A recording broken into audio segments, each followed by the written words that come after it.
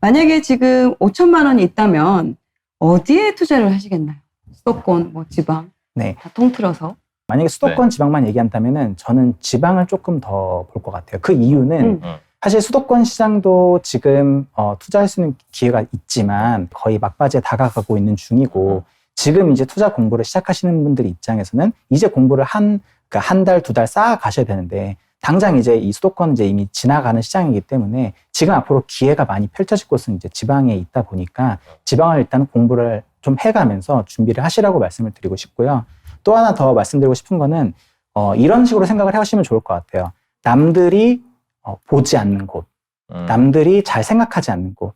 보통 지방 투자할 때 이렇게 생각을 많이 하시거든요. 뭐냐면 지방은 30평대야 라고 생각을 많이 하세요. 그냥 20평대를 아예 안 보세요.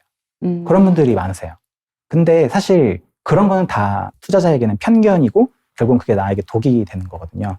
근데 그런 남들이 보지 않고 남들이 무시하는 곳에 기회가 있다는 걸 아시면 좋을 것 같아요. 아무래도 지방 같은 경우는 20평대보다 30평대의 그런 차익, 시세 상승이 더 크지 않을까라는 그런 또 기대의 심리가 있어서 이왕에 하는 거 수익률 높은 거 해야지. 이런 그렇죠. 마인드로 네. 접근을 하는 게 아닌가라는 생각이 드네요. 또 지금 집값이 되게 오르는 속도를 보면 조급해하지 않아야 되는 걸 알면서도 아까 말씀하셨다시피 너나이님께서 말씀하신 것처럼 나는 괜찮은데 주변에서 자꾸 와가지고 너 지금 이렇게 집 안 사면 너 큰일 나. 빨리 집 사야 돼. 막 이렇게 자꾸 얘기를 하면 어떤 사람도 그런 조급한 마음이 들게 되거든요. 그게 엄청 팽배해진 상태인 것 같아요. 엄청나죠. 아주 그냥 식당 가면은 그냥 밥 먹으러 가잖아요. 밥 먹으면은 막 여기저기 이제 막 사람들 다 앉아 자기들끼리 뭐 3명, 4명 다 앉아 있는데 앉아서 다 핸드폰 하고 있어요.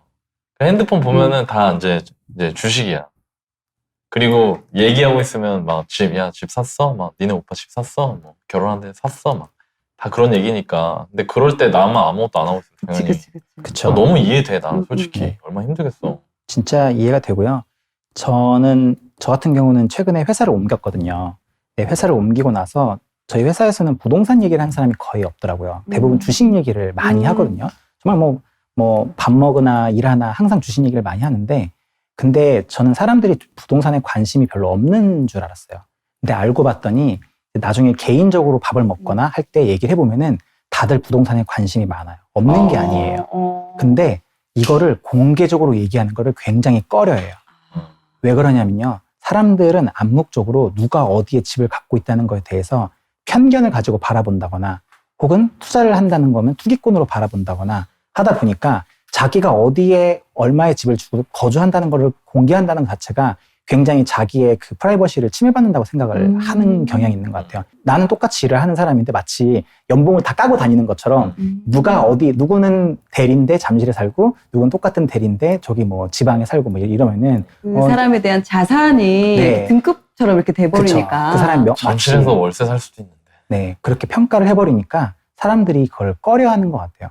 근데 사실은 실질적으로는 사람들 마음속에는 지금 다 어떤 식으로든 내가 이 자산 시장에 다시 좀 동참을 해야겠다는 그런 생각을 많이 하시더라고요. 그런데 이 조급한 마음에 대해서 제가 말씀드리고 싶은 게 제가 이제 2018년에 이제 투자를 시작을 하게 되면서 그때 이제 2017년 말 그 월급쟁이 부자들 카페 송년회가 있었거든요. 그때가 이제 1회 송년회였는데 그때 처음 참석을 하고 나서 그때 이제 멘토님들의 조언을 받을 때가 있었어요. 근데 그때 저의 질문이 뭐였냐면은 제가 이제 말씀드렸지만 그 필리핀 사시는 그 저를 일깨워주신 그 집주인 분께서 너 전세금 올릴래 말래 그러고 있는 상황에서 너무 고민이 되는 거예요. 왜냐면 나 이제 부동산 투자 시작을 했는데 굳이 여기다가 큰 돈을 깔고 앉기보다는 오히려 전세금을 회수를 해가지고 당장 투자해야 되는 게 아니냐 이런 생각이 드는 거예요. 그래서 이제 당당히 물어봤죠. 네, 멘토님 저 여기 이렇게 그 전세금을 올려달라고 하는데 말이 안 되는 것 같습니다. 저 이제 부동산 투자 본격적으로 이제 해보려고 하는데 이걸 이제 월세로 가거나 자산 재배치를 하는 게 낫겠죠? 라고 물어보니까 당장 멘토님이 그러시더라고요. 전세금 올려주라고. 올려주라고. 네, 올려주라고. 그 이유가 현금이란 이 돈이라는 거가 투자자에게는 무기가 될 수 있지만 준비가 안 된 사람에게는 결국 독이 될 수 있다고 그 말씀을 해주시더라고요. 그리고 나서 결국 제가 그 시기에 2018년에 결국 전세금을 올려줬어요. 멘토님 말씀 따라서. 그런데 그리고 나서 2018년 19년이 지나고 같이 2020년에 전세금 다시 만기 때가 돌아왔잖아요. 그때 저는 이제 2년 동안 공부를 했고 어디에 투자할지가 이제 나와 있는 거죠. 그 상황에서 이제 그때서야 비로소 2년 뒤에 공부를 해서 실력을 쌓은 뒤에 그때 이제 자산 재배치를 통해서 전세금을 회수를 했고요. 그걸 통해서 투자를 이제 거의 막 하게 된 거죠. 네, 그 결과가 결국은 또 나오는 것 같습니다. 급할 필요 없다. 네. 다 준비되면은 돈이라는 것도 또 다 만들 수 있고 자기 상황에 맞게 투자할 수 있으니까 너무 급하게 생각하지 말아라. 그 얘기를 하시는 거죠.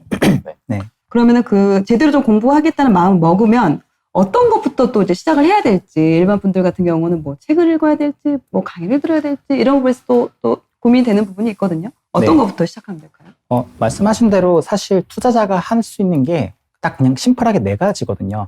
독서하고, 그다음에 임장하고, 강의 듣고, 그다음에 인보 쓰고, 네, 계속 투자하고. 이렇게 이 4가지가 결국 핵심이기 때문에 시작은 자연스럽게 독서하고 강의하는 걸로 하시면 좋을 것 같고요. 다만 한 가지 팁을 드리자면은 내가 처음 책을 읽고 이제 강의를 듣고 나서 한 번에 결정하기보다는 좀 탐색의 과정을 거치시는 것도 괜찮을 것 같거든요. 그러니까 우리가 투자할 수 있는 그 방법이 크게 뭐 주식과 부동산 이렇게 있지만 그 둘 다 이제 길이 있는 거고. 근데 심지어 이 부동산이라는 투자 방식 내에서도 뭐 경매 투자를 할 수도 있고, 분양권 투자할 수도 있고, 재개발, 재건축을 할 수도 있고, 전세 레버리지 투자할 수도 있고, 굉장히 다양하거든요. 근데 이 다양한 요소 중에서 사실 저는 자신에게 맞는 투자 방법이 또 다 있다고 생각을 하고, 그게 그 투자의 길이 어디는 옳고 어디는 그런 게 아니라 다 그 방법에 맞는 길이 존재한다고 생각을 하거든요. 그렇기 때문에 너무 조급하게 선택을 해서 좀 고통받기보다는 좀 이것저것 좀 고민을 해보고 정했으면, 그 탐색의 기간을 거쳐서 정했으면 좋겠고요. 다만 한 번 정했으면은 그 일을 고수했으면 좋겠어요. 한 번 정했으면 그게 정하고 나서 처음엔 재밌죠. 뭘 하든 다 재밌거든요. 근데 그게 한 달, 2달, 1년, 2년 고통 시간이 오더라도 그거를 좀 버티고 한번 1만 시간 정도는 채워봤으면 좋겠어요. 그리고 나서도 정말 아니면 옮길 수 있겠지만 일단 그 벽을 넘는 시간이 좀 필요하고, 그러기 위해서는 한 가지 분야에 조금 집중할 필요가 있는 것 같아요. 그럼 탐색할 때 어떻게 해야 돼요? 탐색할 때 사람들이 어떻게 탐색하는 게 좋을까요? 이제 요즘 워낙 책도 많고 온라인 강의도 많다 보니까 그런 강의를 들으면서 일단 첫 번째 할 수가 있고요. 거기에서만 그치면은 사실 이건 누구나 할 수 있는 거예요. 근데 실제로는 거기서 어떤 투자를 하는지 간접적으로 내가 가서 봐야 돼요. 어떤 식으로 그 투자가 진행이 되고, 그리고 그 결과가 어떤 식으로 나오는지, 그 투자의 A부터 Z까지 어떻게 진행되는지를 본인이 직접 경험 다 할 필요 없이 가서 그 카페가 됐던 아니면은 그 강의를 하는 강사가 됐던 가서 얘기를 나눠보면은 어떤 식으로 결과가 나오는지를 알 수가 있거든요. 그런 식을 통해서 내가 이 사람을 따라서 투자를 하게 된다면은 나의 미래 모습이 어떤 식으로 투자를 하게 되고 어떠한 모습으로 내가 하게 되겠구나 하는 걸 그려질 수가 있거든요. 그런 걸 통해서 내가 결정을 할 수가 있다고 생각을 해요. 요즘 같은 경우 또 강의도 워낙에 많고 또 되게 다양한 또 강사분들이 많이 있으셔서 그 중에 나와 맞는 방법과 나와 맞는 그런 교육을 찾는 것도 어떻게 보면 좀 노력을 해야 되는 부분도 필요한 것 같아요. 시도를 해야죠. 네. 한 번 단번에 내가 이번에 딱 찾겠어 이거보다는 그거는 여러 개를 어렵죠. 보면서. 네. 그게 쉬운 게 아니죠. 현실에서는. 부동산 투자를 연애에 많이 비교를 하는데 우리가 그 좋은 배우자를 만나기 위해서 한 번 만나서 결혼한다고 좋은 결혼이라고 할 수 없잖아요. 의사 있던데요. 네. 저도 처음 만나서. 그러셨군요. 또 주말에는 되게 거의 현장에 있는 걸로 알고 있습니다. 지방 임장, 뭐 수도권이나 지방이든 그 지역을 가리지 않고 현장을 진짜 구석구석 둘러보시는데, 그렇게 임장을 하실 때, 지역을 둘러보실 때 어떤 방법으로 그 지역을 보시나요? 일단 그 현장을 이제 임장을 하고 이제 투자에 이루어지기까지 이제 몇 가지 단계가 있는데, 첫 번째는 그 지역을 좀 사전 조사를 미리 할 필요가 있어요. 근데 현장에 가는 것이 일단 제일 중요한 거긴 하지만 그 전에 그 현장에서 충분히 시간을 효과적으로 쓸 수 있으려면 좀 준비를 하는 게 중요하거든요. 근데 그때 사전 조사를 할 수 있는 게 기본적으로 지도 많이 보는 게 저는 중요하다 생각을 하고요. 그 지역의 지도를 많이 본다. 네, 어떻게 생겨만 먹었는지, 얘가 어디에 위치해 있는지, 이런 거, 그 지형은 어떻게 되어 있고, 아파트는 어디에 몰려 있고, 이제 이런 것들을 좀 조사를 할 필요가 있고, 거기에 플러스해서 이제 거기 이제 구글에서 검색을, 그 지역 이름을 검색을 하면은 나무위키가 나와요. 네, 나무위키. 네, 아주 시시콜콜한 것까지 맞아요. 다 들어있기 때문에 그런 걸 읽으면은 되게 재미있게 그 사전 공부를 좀 할 수가 있고요.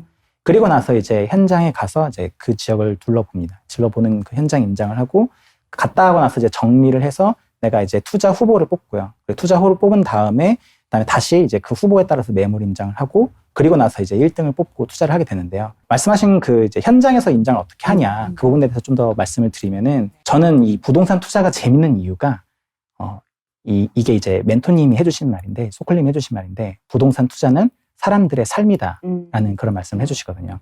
근데 이게 뭐냐면은 부동산 투자는 어떻게 보면 약간 인문학인 것 같아요. 결국은 내가 그냥 차트 보고 그냥 딱딱 맞춰서 투자하면은 부동산 지역을 이해하는 게 아니라 거기에 누가 살고 어떤 모습으로 살고 분위기는 어떠하며 그리고 역사가 어떻게 왔고 그래서 지금 모습이고 앞으로는 어떻게 될 건지 이런 종합적인 것들을 지리부터 역사부터 그런 사람이 사는 그런 교육문화까지 다 통합적으로 이해를 해야만 내가 정확하게 그 지역을 알 수 있다고 생각을 하거든요. 그렇기 때문에 내가 현장에 가서 봐야 할 거는 그냥 단순히 제 콘크리트는 건물이고 그냥 선 그어져 있으면 그게 길이고 그걸 보는 게 아니고요. 가서 거기에 분위기는 어떤지, 느낌은 어떤지, 어떤 사람들이 살고 있는지, 그리고 거기에 특히 저는 상가는 무조건 상권은 다 가보라고 하고 상권에서 이제 식사하면서 요즘은 좀 코로나 때문에 어려울 수도 있지만 식사하면서 어떤 사람들이 식사를 하고 어떤 차림새 분의 식사를 하고 어떤 대화를 주고받는지까지도 그런 사람들의 그런 모습들을 골고루 보라고 얘기하고요. 특히 한 가지 좀 포인트로 짚어드릴 수 있는 부분은 조금은 아이 엄마 입장에서 그 세상을 바라보면 좀 도움이 될 것 같아요. 이게 여성분들 같은 경우는 같이 임장을 가면은 딱 알아요. 여기 좋다. 여기 나도 여기 살고 싶다. 하는 게 있고, 또 어떤 딴 데 가면은, 여기 별로야. 너무 별로야. 막 그러는데, 사실 남자분들은 도대체 저게 무슨 차이야. 뭐 이렇게 얘기를 한단 말이에요. 근데 그 여성분들은 감각적으로, 본능적으로 그걸 아는 거예요. 맞아요. 내 아이를 키우는 데 있어서 여기가 위험한가, 안전한가. 요거를 판단을 하는 거예요.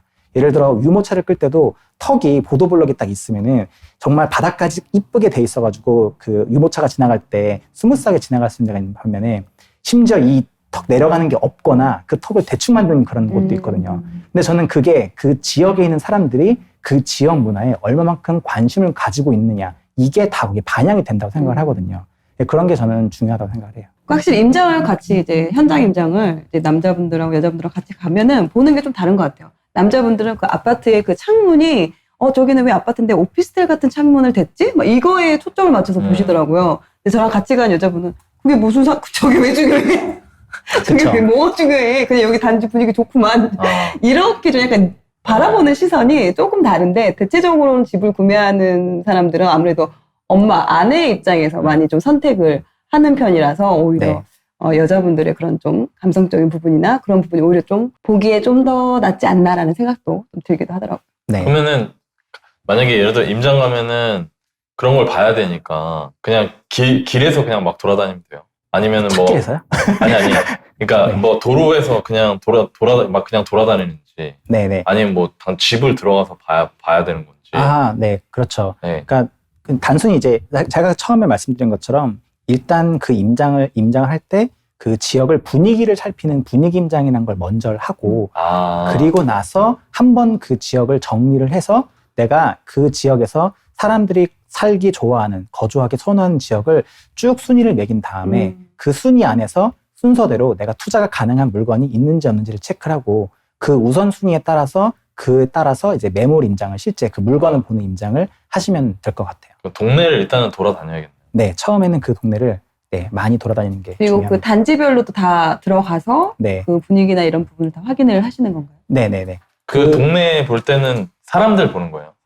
사람들하고 그 상권 어떤 것들이 그 상권만 해도 예를 들어 거기에 들어와 있는 상권이 이제 흔히 우리 이렇게 얘기하죠. 아저씨, 어른 상권인지 아니면 학원이 많은지 아니면 젊은 사람들이 좋아하는 카페가 많은지 이제 이런 것들을 보면서 이제 판단을 내리는 거죠. 그런 데서 분위기가 다를 수 있다는 거를 일단은 머릿속에 넣어야겠네요. 네네. 네. 왜냐면 안 가보신 분들은 가면 뭘 봐야 맞아요, 돼요? 맞아요. 이렇게 물어보시는 분들이 많아서. 아파트 다 똑같구만. 네. 그러니까 일단은 아파트 이런 데 가는 게 아니라 일단 동네를 먼저 봐라. 네네. 그리고 그 안에서 사람들도 보고. 네. 그리고 뭐 상가 같은 게 있으면은 여기는 엄마 입장에서. 그렇죠. 여기는 우리 엄마는 싫어할 만한 동네다. 그쵸. 아까 얘기한 막 아저씨들이 바글바글한 동네다. 네. 그럼 엄마들은 싫어할 거다. 이런 생각을 하면서 일단 다녀라. 그렇죠. 그리고 그 상태에서 투자를 할 수 있는 거를 본다고 하셨잖아요. 네네. 그러면은 어떤 거를 투자하고 어떤 거를 투자를 안 하는 거예요? 투자 기준을 이제 얘기를 하자면은 네. 일단 우리가 이제 이 월급쟁이자들 카페에서도 그 기준을 갖고 가르치고 있고 배우고 있고 하지만 내가 투자금이 얼마큼 들어가는지 혹은 내가 투자해서 내가 잃지 않을 수 있는지 이런 것들을 이제 하나하나 판단을 해봐야 되거든요. 근데 이게 이 기준이라는 게 내가 그때그때 상황에 따라서 바뀌는 기준이 아니라 내가 어떤 상황에서도 내가 잃지 않기 위해서 흔들리지 않는 나만의 기준이 다 필요한 거거든요. 그게 처음에는 내가 그 기준이 없으니까 이렇게 강의도 들으면서 멘토님의 생각도 들으면서 그 기준에 따라서 처음에는 하다가 나중에 시간이 지나면은 나의 상황에 맞게 조금 베리에이션을 두고 할 수도 있겠죠. 그런 기준이 여러 개예요. 기준이 여러 개이죠. 여러 개. 네, 그 중에 제일 중요하게 생각하는 게 뭐예요? 제가 생각하는 제일 중요한 기준은 일단 걔가 싸냐, 저평가되어 있냐. 일단 그게 제일 기본적인 출발인 것 같아요. 가격이 싼지. 가격이 싼지 비싼지. 네. 그거에 대해서 스스로 판단이 내릴 수 있는지 없는지가 제일 중요한 것 같고 그거를 아는 게 결국 통찰력인 것 같고요. 나머지 그걸 싸냐 비싸냐를 아는 거에 통찰력만 갖추고 있다면 나머지 투자 기준 같은 경우는 어떻게 보면은 조금 좀 정량적으로 좀 판단을 해서 처리할 수 있는 부분이 또 있기도 하죠. 예를 들어 체크리스트 같은 거. 그렇죠. 그런 게 있는 거죠. 하지만 얘가 충분히 싸냐 비싸냐를 판단하려면은 이거는 예를 들어 이제 강남에 있는 그 대치동 음마 아파트가 예를 들어 얘가 지금 23억이다라고 한다면은 대치동 음마 아파트 23억 얘가 싸 비싸라고 해서 내가 판단을 쉽게 내릴 수가 있을지 없을지 모르는 거거든요. 네. 근데 이게 예를 들어 대치동 음마 아파트가 23억인데 바로 옆에 있는 도곡 렉슬이 예를 들어 지금 한 30억 정도지만 만약에 걔가 50억이야. 그러면 상대적으로 대치동 음마 아파트가 좀 싸 보일 수 있는 거죠. 근데 반면에 또 대치동 음마 아파트가 24억인데 그 바로 아무리 재건축 아파트긴 하지만 바로 옆에 있는 준신축 아파트인 도곡 렉슬이 예를 들어 또 걔도 한 24억, 5억이다 하면은 오히려 대치동 음마가 조금 비싸 보일 수도 있는 거죠. 이렇게 상황에 따라서 가격표는 붙어 있지만 상황에 따라서 그거에 대한 가치는 달라질 수가 있기 때문에 그거에 대해서 내가 판단할 수 있는 능력을 기를 필요가 있습니다. 그러면은 싸냐 비싸냐를 만약에 내가 아직 모르겠다 라고 하면은 사면 안 되는 거네요. 그렇죠. 네, 절대 안 되는 거죠. 그러면 내가 막 여기저기 다니면서 얘는 좀 싼 거 같다 비싼 거 같다 감이 올 때까지 아까 유진 아빠님 얘기하신 것 같이 뭐 동네도 돌아다녀 보고 집도 보고 이렇게 계속 그 행위를 반복한다. 계속 반복하는 거죠. 그게 확신이 들 때까지요. 근데 그게 저는 완벽하게 100% 확신이 된 다음에 투자를 할 수 있다 생각하진 않아요. 결국은 그게 어렵기 때문에 주변의 동료 혹은 멘토님의 조언을 받아서 투자를 하는 거거든요. 처음에 시작은 우리가 학생 때 배울 때도 다 그렇잖아요. 선생님의 가르침이 있고 그 가르침에 따라서 공부를 하고 그거에 따라서 내가 성장해 나가는 거잖아요. 그렇게 성장해 나가다 보면은 어느 순간 내 스스로 판단할 수 있는 능력이 생기는 것처럼 일단 처음에는 강의 때 배운 내용들 혹은 멘토님의 조언들 이런 거에 따라서 거기에 충실히 그 투자 기준에 따르려고 노력을 하다가 나중에는 내 스스로 판단할 수 있게끔 그렇게 상황을 만들면 되는 것 같습니다. 그렇다면 요즘 같은 경우 또 이제 금리가 오를 거라는 이야기가 또 들리고 유동성이 그만큼 또 풀리고 그러면서 이미 집을 매수하신 분들이나 매수를 고민하시는 분들이 있는데 이런 만약에 금리가 오르는 시기가 오면 어떻게 대처를 해야 될까요? 네, 요즘 이 금리에 대한 얘기가 정말 많이 나오고 있어요. 네, 저희 그 장인 어른께서도 저희한테 카톡을 보내셔가지고 이제 금리가 폭등할 거니까 좀 조심해라. 대출 있으면 조심해라 이런 얘기를 할 정도로 이렇게 말씀하시는데 근데 사실 이 금리라는 게 보통 이제 일반적으로 생각을 해봤을 때는 대출을 많이 생각을 하시죠. 네, 금리가 올라가면 대출에서 상환해야 될 이자가 올라가겠거니 이 정도 생각을 하죠. 뭐 거기까지 나쁘지 않아요. 그 정도 생각을 해도 일단은 기본적으로 내가 금리가 올라가는 상황에서 충분히 내가 대비가 될 수 있는 상황. 그러니까 금리가 2%에서 뭐 4%로 오른다 하더라도 내가 계속 갚아 나가는 그런 그 대출 원리금을 감당할 수 있으면은 실제적으로 얼마가 늘어나는지를 그렇죠. 해봐야 한다는 거죠. 그렇죠. 한번 계산을 해보고 감당할 수 있으면 사실 크게 문제될 건 없죠. 그러니까 단적으로 예를 들어서 저희가 IMF 때 그때 금리가 막 18% 막 이렇게 올라가기도 했었거든요. 하지만 실제 그때는 이제 저희 그렇게 우리나라의 그런 어떤 시장 상황이 그렇게 금리가 크게 올라갈 수도 있던 상황이었지만 지금은 되게 많이 변한 상황이기 때문에 금융위기가 터졌을 때도 사실 금리가 한 7, 8% 이 정도 수준 언더에서 이제 형성이 됐고 그렇게 올라갔던 기간도 그렇게 길지 않았었거든요. 그러니까 그 안에서 내가 충분히 가장 워스트 케이스를 가정을 하고 그 안에서 내가 감당을 할 수 있으면은 충분히 문제가 되지는 않을 것 같고요. 다만 이게 단순히 생각하면 이 금리라는 게 좀 대출에만 생각하는 그런 경향이 있는데 금리라고 생각하면서 사람들이 뭘 많이 얘기를 하냐면요. 이게 좀 공부한 사람들, 그러니까 약간 헛똑똑이들이라고 할 수 있는 그런 사람들이 금리가 오르면 집값이, 그러니까 즉 자산 시장은 떨어지는 거야. 이 바보야. 막 이런 식으로 얘기를 하는 거거든요. 공부 좀 해. 막 이런 거거든요. 금리가 결국은 이 자산 시장의 가치, 이 가격을 결정하게 되는 요소야. 왜냐면 이게 유동성하고 연결돼 있으니까 뭐 블라블라블라 이렇게 나오거든요. 근데 저는 거꾸로 그 사람들한테 말씀해주고 싶은 게 뭐냐면, 그러면 과거의 금리 그래프하고 실제 집값 그래프를 그려서 비교를 해봤냐는 거죠. 근데 실제 금리가 올랐다고 해서 아파트 가격이 떨어지는 게 아니고요. 금리가 내렸다고 해서 아파트 가격이 올라가고 그렇게 선형적인 관계가 아니거든요. 근데 이거는 금리뿐만 아니라 아파트 공급적인 측면에서도 마찬가지고요. 그리고 아까 제가 처음에 하락론자의 배경이 되었던 인구도 마찬가지거든요. 내가 알고 있었던, 내가 듣는 그런 정보가 팩트인지, 근데 그 팩트가 그냥 단순히 팩트가 아니라 실제 그게 그 인과관계가 있는 것인지를 내 스스로 한번 그래프, 그리는 거 어렵지 않거든요. 근데 그거를 안 하거든요.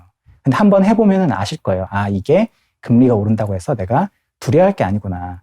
금리가 오른다고 해서 자산 시장이 폭락하는 게 아니라 다른 이유가 있어서 폭락하거나 혹은 내가 대비가 안 돼서 위험에 빠지거나 이런 거지, 금리가 당장 어떻게 됐다고 해서 미국 연준이 어떻게 했다고 해서 나한테 내 삶에 영향이 과연 있는가, 이거에 대해서 물어볼 필요가 있겠죠. 실제적으로 그래프를 그려보지 않아도 일단 금리는 우리나라 전국이 다 같은 비슷한 금리를 쓸 거 아니에요. 그럼에도 그렇죠. 불구하고 수도권과 지방의 그런 주택 가격 흐름은 지금은 뭐 전체적으로 같이 흘러가고 있지만 이 전까지만 해도 수도권과 지방의 흐름은 좀 다르게 갔었거든요. 그렇죠. 그럼 이것만 봐도 금리가 그렇게 직접적인 영향을 끼치는 건 아니지 않나라고 생각해 볼 수 있을 것 같아요. 맞습니다. 영향을 끼치는데 직접적인, 절대적인 그 절대적인 영향은 아니고. 아니라. 그렇죠. 그리고 절대적인 영향이라는 거는 없는 것 같아요. 그러니까 판이 생기는 거죠. 그러니까 오를 수 있는 판, 가격이 내릴 수 있는 판이 생기고 그 위에서 벌어지는 어떤 여러 가지 일들에 의해서 가격이 막 오르락 내리락 하는 거죠. 중요한 거는 그런 상황보다 내가 어떠냐가 더 중요하니까. 아니, 아무리 금리가 낮아도 내가 지금 받아서 월급에서 생활비 빼고 매달 대출금 갚을 수 있는 게 뭐 150만 원인데 대출을 매달 뭐 300만 원 내야 되는 원리금 내야 되는 대출을 받은 거예요. 예를 들면. 그러면은 뭐 금리가 아무리 낮아도 힘든 거잖아요.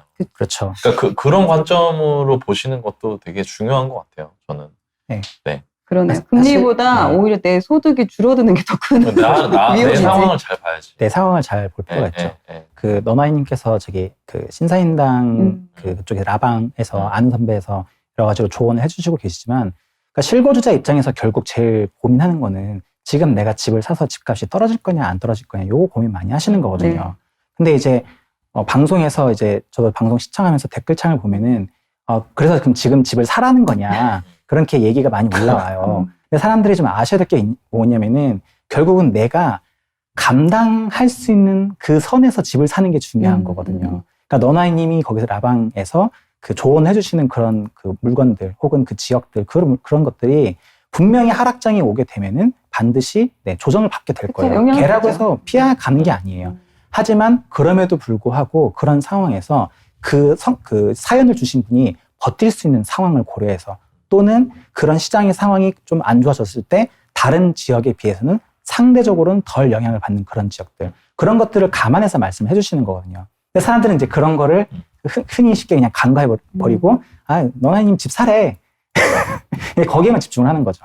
그러면 안 됩니다. 요즘 잠이 안 오는데 알아줘서 고맙네.